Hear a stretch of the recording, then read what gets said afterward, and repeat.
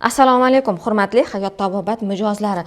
Ko'rib turganingizdek, bir korobka xarnupimni turibdi. Videoga olaman. Nimaga olaman bilasizlarmi? Chunki juda ham ko'pchiliklarda o'sha shubha paydo bo'lgan. Turkiya mahsulotimi bu? Suvi bo'larkan, quyi bo'larkan, tam har xil gaplar yuribdi. O'shaning uchun men sizlarga Primo Shotda o'zida bittasini ochib obzor qilib ko'rsatmoqchiman. Ishonchingiz komil bo'lishi uchun. Nimagaki bu xarnup qiyomimiz Turkiyada ishlab chiqarilgan, Turkiyadan keladi. Mana hamma narsasini tekshirib olsanglar bo'ladi. Hech qanaqa opasniy narsa emas. Mana ranglarini ham ko'rasizlarmi? Qop-qora.